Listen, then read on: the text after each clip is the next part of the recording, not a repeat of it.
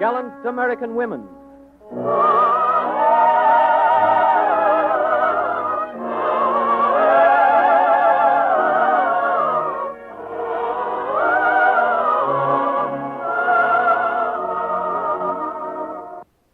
This is the story of women who have helped to develop the American way of life. Daughters of destiny, mothers of might, co-makers of history. Women whose names are written large upon the honor rolls of our nation's great. Women courageous who have served and sacrificed, worked and dreamed, pioneered and persevered. Women whose names, deeds, and claims to fame have often been forgotten. This is their story, and it is your story. 3 centuries of women whose deeds are rooted deep in our past and whose influence will reach far into the future. It's the story of you, the pioneer woman of today, who are blazing the trails of tomorrow. The United States Office of Education and the National Broadcasting Company take pride in presenting the 22nd chapter in this epic tale of women in the making of America.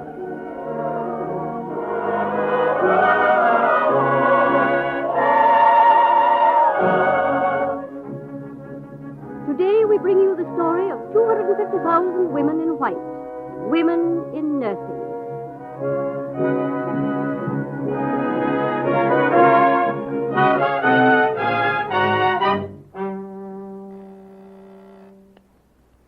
School of Nursing? Yes, I'll connect you. Pardon me, can you direct me to the superintendent of nurses? Into the hall and turn to your right. Thank you. School of Nursing? No, Miss Brown is off duty. You're welcome.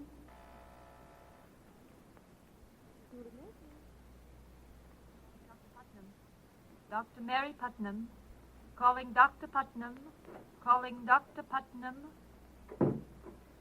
Good morning. Can I help you? Yes, I want to learn to become a nurse. I see. And what is your name? Lucy Blake. I'm a graduate of Central High School. I was 3rd highest in my class. Well, that should certainly recommend you. Some schools of nursing require college work, but we think a high school diploma is sufficient if the student meets all our other requirements. Oh, I hope I do. I hope so, too. Tell me, Miss Blake, what makes you so sure you want to enter the nursing profession? Why, I like people. I like to be with them and help them, try to understand them. Sympathy and understanding. Yes, those are requisite.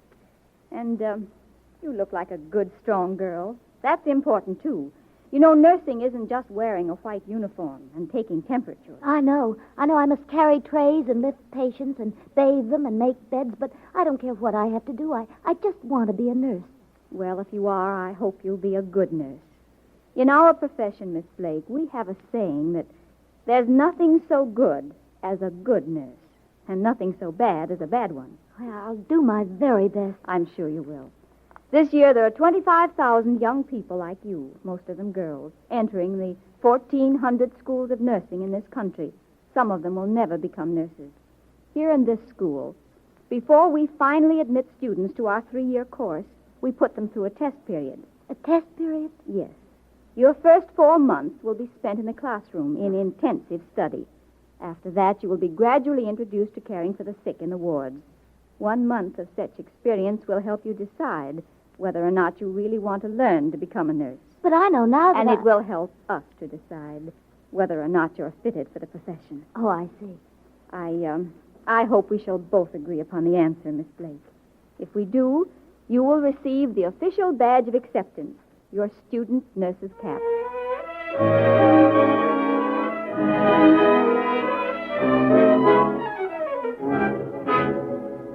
You must study chemistry, Miss Blake. 30 hours of bacteriology, anatomy, hygiene, physiology. Miss Blake, will you describe the symptoms of pneumonia? Miss Blake, will you practice injecting serum into this rubber ball?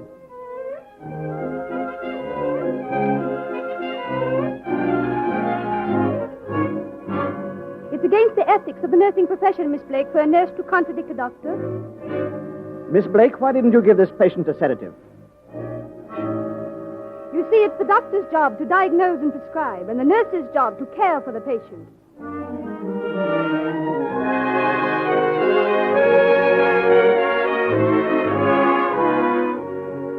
You kept this case record, Miss Blake? Very well done. You see, Miss Blake, In choosing our students, we must consider whether they're the sort of persons we would want to entrust with our care, our lives. And we have chosen you, Lucy Blake, as one of them. Oh, thank you. To you, I give this white cap, badge of a student nurse.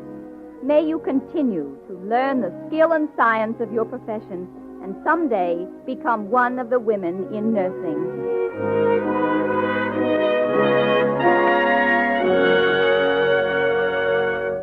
Women in nursing, a profession that requires years of study and patient skill.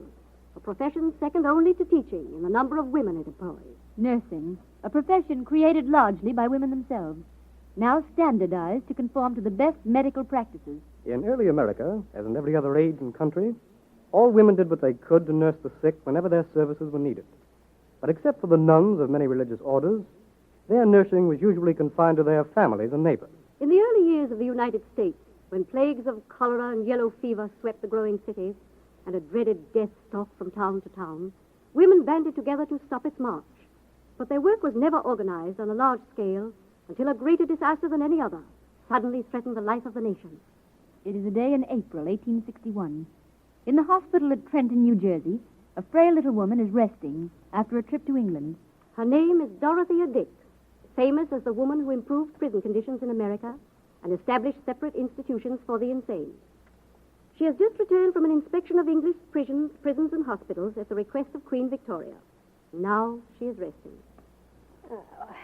Well, I must say it feels rather good to lie down for a bit, Doctor. Today I almost feel my 60 years. You've overtaxed yourself, Miss Dix. I might as well be frank with you. Unless you stay right here in bed for a while, you may find yourself in bed permanently. Tuberculosis? Yes, I'm afraid there's danger of it. I rather suspected so.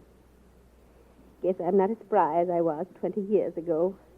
Why, back then, between 1842 and 45, I traveled 10,000 miles through these United States, visited 300 jails, 500 almshouses and hospitals. Forded rivers, braved rainstorms.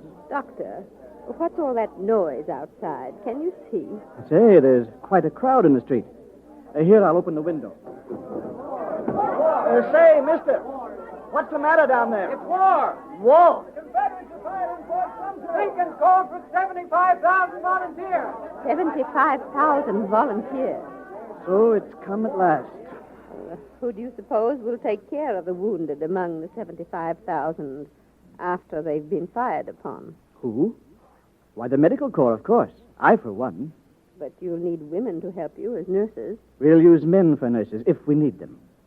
War's no place for a woman. The Crimean War was a place for Florence Nightingale. Queen Victoria says that she actually saved thousands of lives through nursing care. No, she undoubtedly did a great deal of good. But nursing's not that important. Oh, it isn't. Do you realize, Doctor, that before she came, 50% of the wounded in hospitals were dying of neglect, of disease, and infection? All right, Miss Dix. Nursing is important. I'd agree to anything to avoid taxing you with an argument. Remember, I prescribed rest. Rest? A young woman like me. Yes, young woman. And I'll expect you to obey the other doctors while I'm gone.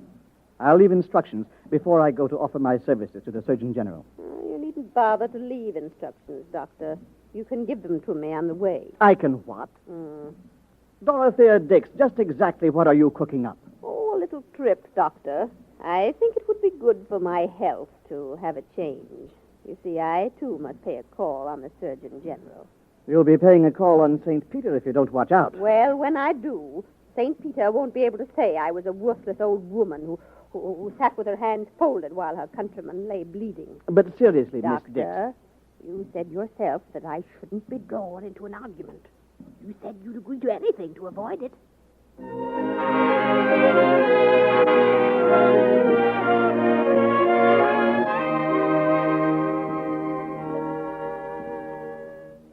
And so, Mr. Surgeon General, I've come to volunteer. If you will let me organize a nursing corps, But, my dear Miss Dix, even if you do find women who are willing and able to help with nursing, most of our nurses must still be men. They'd never take orders from a woman. Well, then just let me organize the women nurses. But even that would be very irregular. To appoint a woman to such a responsible position, especially in time of war. Well, perhaps you're right. Perhaps you should appoint a man to choose the nurses. Well, in that case, I might as well go right back to rest. He'd never choose me with my wrinkles and white hair. I see your point. All right, Miss Dix. I shall make you superintendent of women nurses, with full authority to select and assign women nurses to general or permanent military hospitals.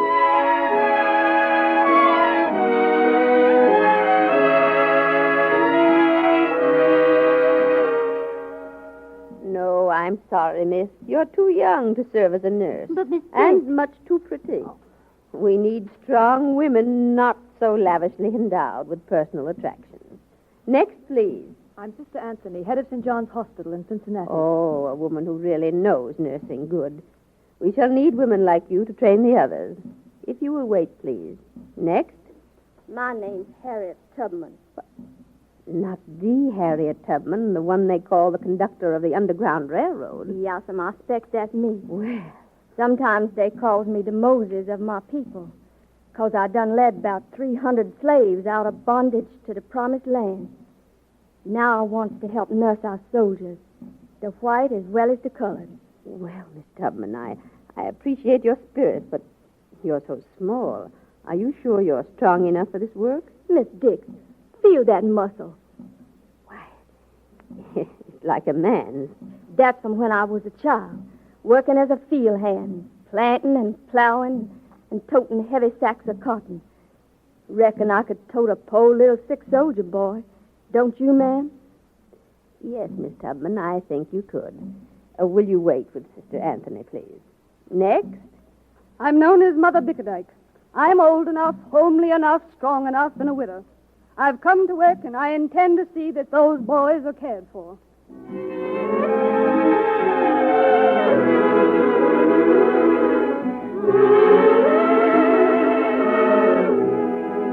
Gallant American women, hundreds of them volunteering as nurses. Women of all kinds and creeds, working together for a common cause. North and South, that cause was the same, the life of the soldiers. As men rallied to face death, women rose to defeat that death with every weapon at their command. Women of the South, tearing their tablecloths into bandages, making substitute medicines, or braving the Union lines to smuggle in Northern medicines, and hiding the packets in their quilted petticoats. Women of the North, trading their medicines for Southern food supplies, holding fairs to raise money for the Army's Sanitary Commission. Confederate and Union, their work bred great leaders. In the South, there was Captain Sally Tompkins, who secured a military commission so that she might conduct her own hospital.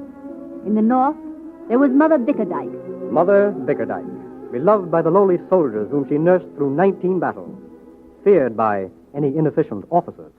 The tale is told of one morning in a Memphis hospital when Mother Bickerdike found her boys unfed. What's the matter here? Why haven't these soldiers had their breakfast? Why, the surgeon for this ward hasn't come in yet, ma'am. We can't feed them until he gives the order for their special diet. No? Well, I'll give the orders then. You scamper out and fetch some soup. Yes, ma'am. And you there. Yes, ma'am. You can help me pour this coffee. But Mother Bickerdike, what'll the surgeon say? Who cares what he says? The drunken loafer. The fine way he attends to duty. Here. Give this cup of coffee to that boy with the bandaged head. What's going on here? Who gave orders to feed these men? I did. You miserable, drunken, heartless scalawag. Mrs. Bickerdike, I've told you before that all control and direction here belongs to the medical officer in charge. So you can sleep, eh? And leave these fainting, suffering men go till noon without food or attention? What do you mean by such conduct, sir? Your shoulder strap should be taken from Why, you. I shall demand your dismissal, sir. I shall report you for criminal neglect of duty. You do, and I'll go directly to General Sherman. Go where you like. I'll do all I can to have those shoulder straps off you in 3 days.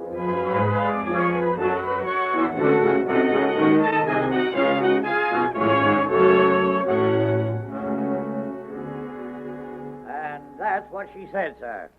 General Sherman, that woman must be dismissed. She assumed entirely too much authority. What woman is it, Doctor? Why, that spiteful old hag Bickerdike. Oh, Mother Bickerdike. Well, she's beyond me. She has more power than I. You'll have to go to President Lincoln about it.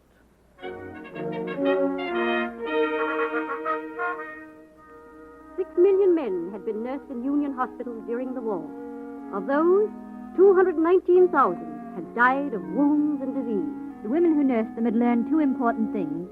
First, that America needed better hospitals, better nursing, trained people who could take responsibility and give skilled care. Secondly, the women had learned that they must do it.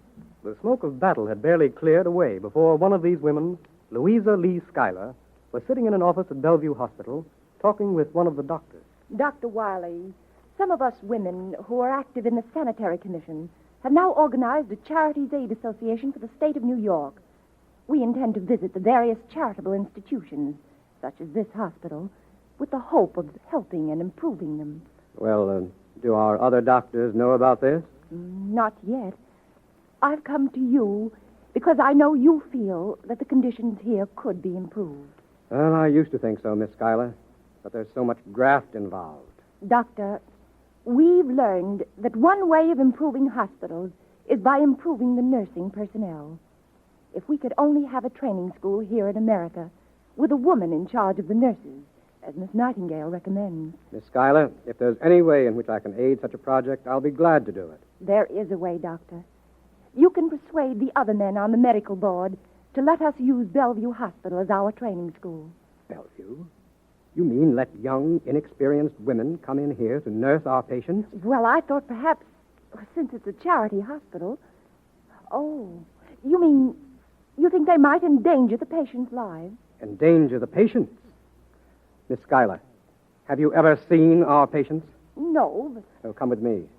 We'll visit the women's surgical ward. Of course, the situation would be even worse in the men's wards. Well, if it's the character of our students you're worried about, Doctor, I assure you we choose only the finest type. Wait till you see. Here, through this door. Goodness. Follow me and look, but don't speak too loud. Look at the unmade beds, the filthy clothing. It looks as if it hadn't been washed for weeks. It hasn't, only boiled. There's no soap in the laundry. But all this dirt on the floor. I should think there'd be rats. There are. At night, they eat the crumbs that fall from that table in the center of the room. See where the nurse is dumping out her bag of food? Feeding time. You see, the convalescents help themselves and then serve those that are in bed, if there's anything left. Oh, it's incredible. And there's the bathroom, where the nurse sleeps. Of course, the only tub is filled with rubbish. And that nurse, as you call her, she's entrusted with the care of all these women. Oh, she has a couple of assistants. See that old woman with the straggly hair? Yes. She was loaned to us by the prison workhouse. A convict, serving as a nurse. Oh, she's not dangerous. Just charged with drunkenness and disorderly conduct. Dr. Wiley. Seen enough? Let's go out. I didn't dream that such conditions existed. Now, do you think you want to bring your young women into this place? Now I'm sure of it. Well, I'd hope you'd say that. God knows we need you here.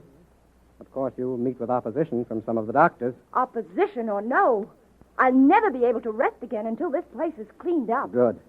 I'll help you all I can, Miss Schuyler. But you must be very careful not to be seen with me. It might cost me my position here if anyone knew I had a hand in it. Of course, Dr. Wiley. We shall be most discreet until we have our training school. It opened in May 1873, that first American training school founded on the Nightingale system. The first and most important step toward making nursing a profession. And every step of the way, the women had to struggle against opposition. No, of course you can't have the gas turned on full at night. If you want to see the patients' faces, you'll have to use candles. 2 candles a week. If you need any more, you'll have to buy them yourself. It's all Tommy rot, anyhow, this idea of having a nurse on duty at night. We got along all right before with only a night watchman. He always reported it if he saw anybody in his rounds who looked like he was very sick or dying. Of course, he missed one now and then, but what if he did? This is a charity hospital. 1 July 1874, We must have a nurse on duty at night. We must have light to work by. We must have decent food for our patients. We must have clean sheets. We must have up-to-date equipment.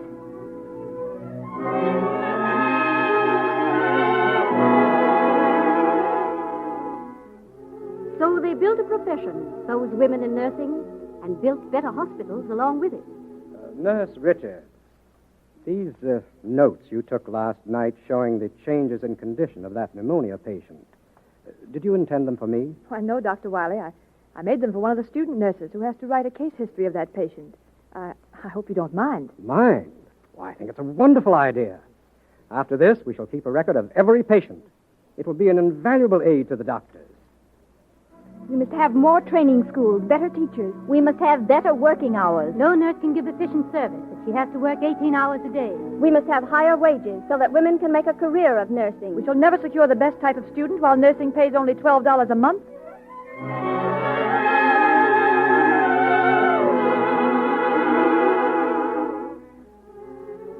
So they built a profession, those pioneer women in nursing. Isabel Hampton Robb, Superintendent of the Johns Hopkins School of Nursing, extending the course of instruction from 1 or 2 years by working toward a 3-year course and an 8-hour day.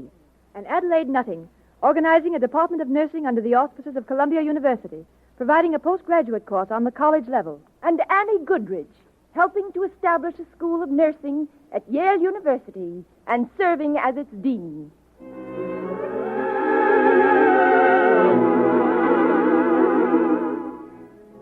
So they built.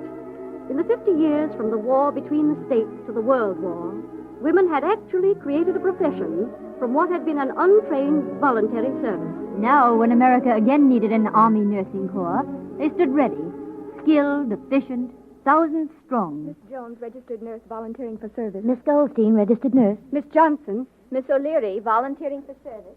So they came, those American nurses, descendants of immigrants from almost every nation in the world, banding together to preserve the lives of American soldiers. And this time, in place of Dorothea Dix, another woman selected them. Another woman nearly 60 years old. Jane Delano, organizer and director of the Red Cross Nursing Service. Yes, Miss O'Leary. You look strong enough to serve at the front with Major Julius Stimson. And I know you're skilled if you're a registered nurse. And I'm glad you're young and pretty. Those boys have enough horror in the trenches. They need a little beauty and a cheering smile. Good luck to you, Miss O'Leary. I hope you'll be back with us at the close of the war, a Red Cross nurse in peacetime service. Next, please.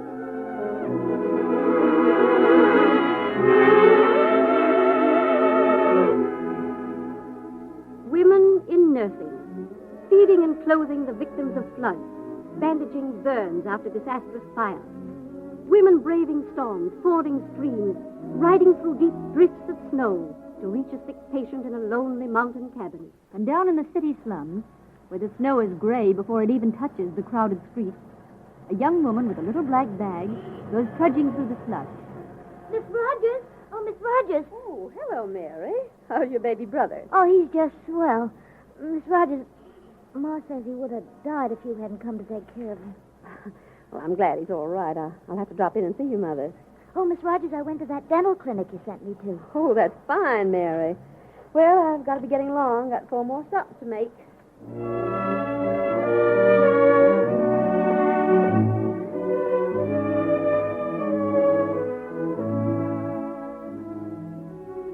The visiting nurse, a disciple of Lillian Walsh, who opened her house on Henry Street in 1893 and started her pilgrimage to the stricken poor on New York's Lower East Side.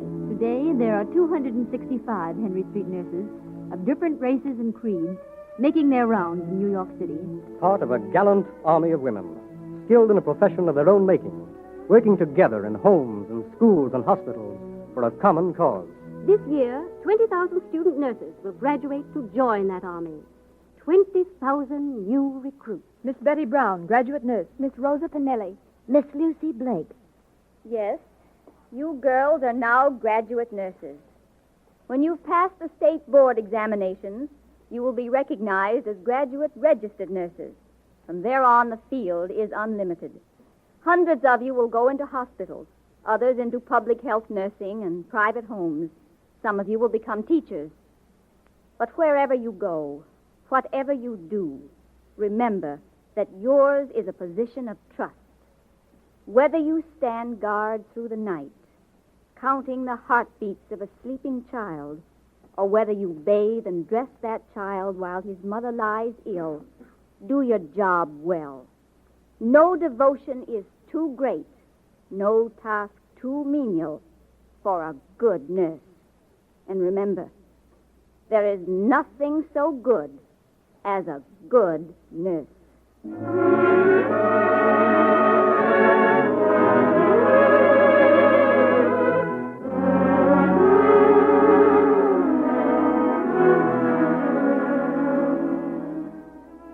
Women in nursing. Ladies with a lamp, passing the knowledge of nursing from one generation to the next, creating a great modern profession from a hereditary service, developing better hospital care, better health, and better living for America.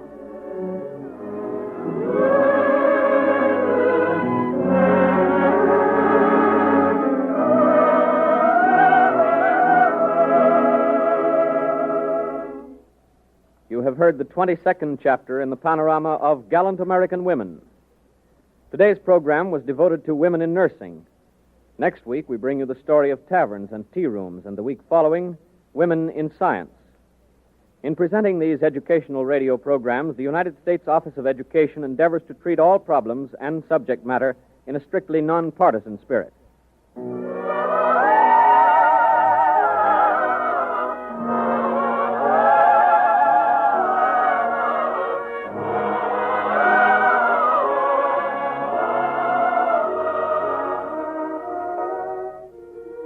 Gallant American Women, an NBC public service feature, is a series of dramatizations prepared and presented by the United States Office of Education, Federal Security Agency, and the National Broadcasting Company, with the assistance of the Work Projects Administration. Script by Gene Ashman. Special research assistance by the Nursing Information Bureau of the American Nurses Association. Program supervised by Eva Hansel. Historical consultant, Mrs. Mary R. Beard of the World Center for Women's Archives, and Dr. Eugenie Leonard. Original music by Rudolph Schramm.